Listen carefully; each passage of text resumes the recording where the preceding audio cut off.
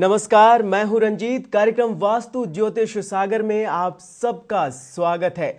अगर हमारे जीवन में समस्याएं हो, दुख हो, तो उससे रहते हुए हम अपने जीवन में प्रसन्नता का अनुभव नहीं कर सकते हैं और इन समस्याओं को अगर दूर न किया जाए तो जीवन नर्क के समान हो जाता है। लेकिन आपकी इन्हीं समस्याओं को दूर करने के लिए हमारे साथ इस कार्यक्रम में उपस्थित हैं सुप्रसिद्ध वास्तु एवं ज्योतिष विशेषज्ञ संजय जैन जी। सर, आपका हमारे इस कार्यक्रम में बहुत बहुत स्वागत है। नमस्कार। सर, हमारे पास बहुत सारे मेल्स आए हैं और दिन प्रतिदिन जो हमारे दर्शक हैं उनकी संख्या बढ़ती ही जा रही है और इतने सारे लोग मेल कर रहे हैं और आपको बधाइयां भी दे रहे हैं कि बिना तोड़ फोड़ और बिना किसी खास परिश्रम के उन्हें जो उपाय बताया जा रहा है। सबसे पहला जो हमारे पास मेल आया है वो आकृति जैन जी के यहाँ से आया है। इन्होंने जो अपनी जन्म तिथि भेजी है वो है 13 अप्रैल 1988। जन्म का समय शाम के 4 बजे।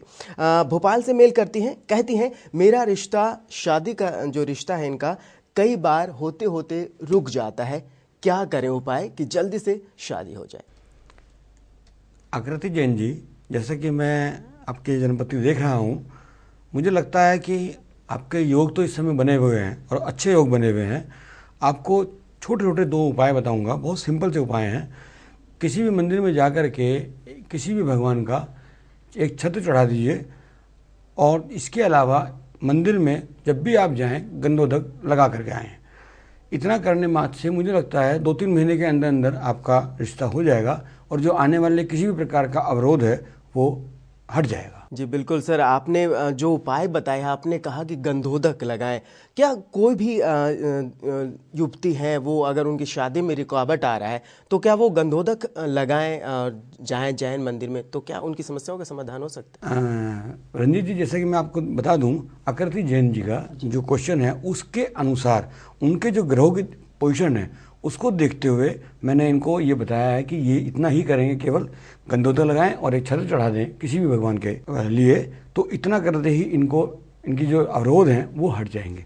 जरूरी नहीं होता। अब इनका जो स्टार्स की पोजीशन है उसमें चंद्रमा, शुक्र और गुरु को हमें थोड़ा पॉजिटिव लेना है। हर एक की में जरूरी नहीं है, हो सकता है किसी में हम नेक्स्ट में देखें उसमें ये पोजीशन ना हो, ये पोजीशन ठीक हो और दूसरे की पोजीशन किसी और ग्रह की खराब हो, तो हम उसके आधार पर बताना पड़ता है। लिहाजा मैं आपको बताऊंगा कि जो भी उपाय आपको बताए जाते हैं वो केवल उस पत्री के अनुसार देखा जाता है कि किस ग्रह से संबंधित हमें किस ग्रह का उपाय करना है, और वो आपको बजाय इस बात को बताने के कि किस ग्रह का है, ये सीधी एक बात है कि आपको बताया जाए कि आपको उपाय क्या करना है, ताकि आप उपाय करें और सीधा आपको डायरेक्ट लाभ हो।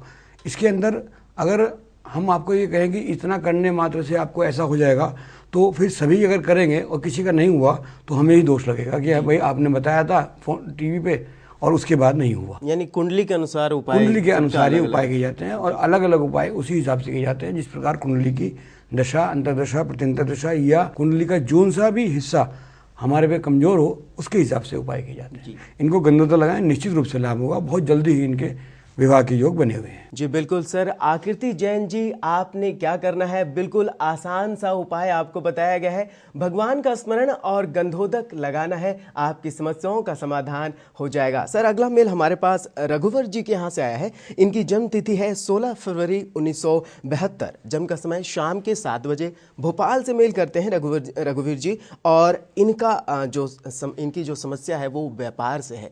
कहते हैं बहुत ज़्यादा घाटा हो गया है, बिल्कुल जिंदगी जो है नर्क सी बन गई है। कोई उपाय बताएं कि इनका जो व्यापार है वो निकल पड़े एक बार फिर से। रघुवीर जी, जैसा कि मैं देख रहा हूं, आपको जो आपका व्यापार में घाटा हुआ है या नहीं चल पा रहा है, उसके लिए आपको एक बहुत छोटे से 2-3 उपाय बताता हूं जो आपकी कुंडली के हिसाब से आपको मैं बताना चाहूँगा।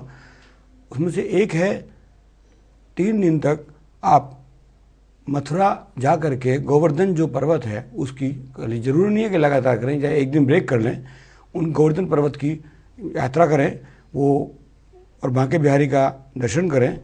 और इसमें आप इतना करने के मात्र से आपको आश्चर्यजनक ढंग से आपकी जो भी व्यापार से संबंधित परेशानियां हैं उनकी हल निकलने शुरू हो जाएंगे।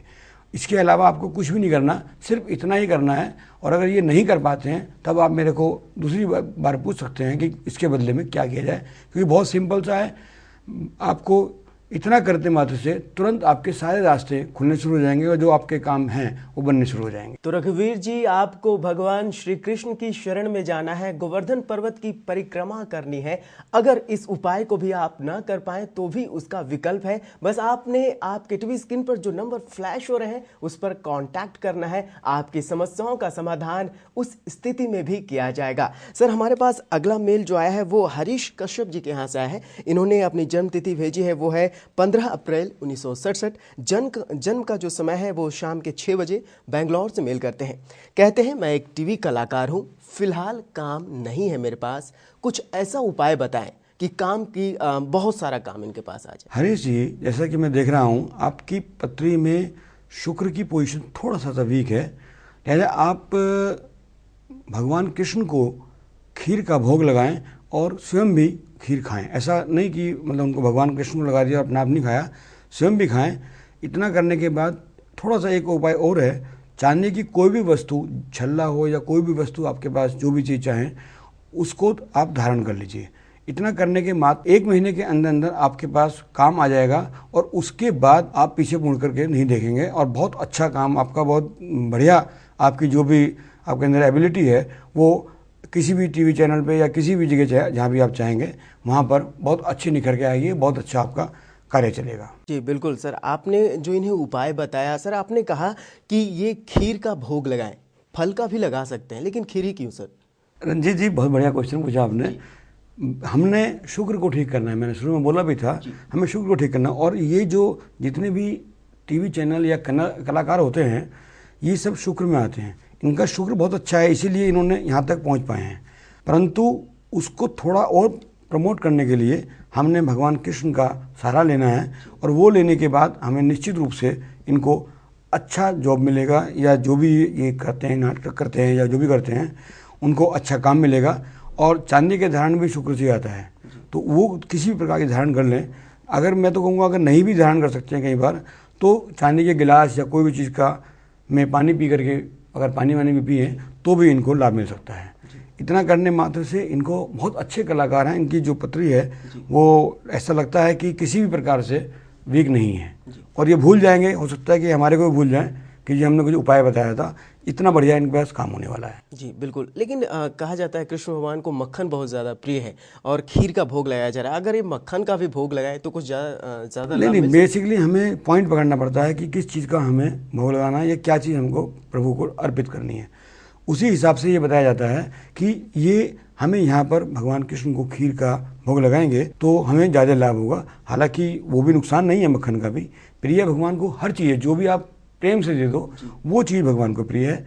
जो आपकी श्रद्धा हो वो भी आप चढ़ाएंगे, उससे भी प्रिय है। बाकी बेसिकली हमें ग्रहों को साथ लेके चलना होता है, तो ग्रहों को साथ लेकर के हम चलते हैं तो हम अपनी चीज़ का लगाते हैं, जो भी काम करते हैं उससे हमें लाभ मिले। जी बिल्कुल। तो हरीश कश्यप जी, आपने देखा कि क्या करना है आपको, भगवान श्री कृष्ण की सेवा करनी है, यानी खीर का भोग लगाना है। आप चाहें तो मक्खन का भी भोग लगा सकते हैं और जो उपाय बताए गए हैं उसका पालन कीजिए। आपकी जो कुंडली है बहुत अच्छी है और निकट भविष्य में आपके बहुत अच्छे योग हैं और आपको बहुत अच्छा काम मिल सकता है और एक नया नाम और प्रसिद्धि भी मिल सकती है आपको। लेकिन यहाँ पर वक्त हो चला है एक छोटे से ब्रेक का, तुरंत हाजिर होते हैं। आप देखते रहिए कलश टीवी।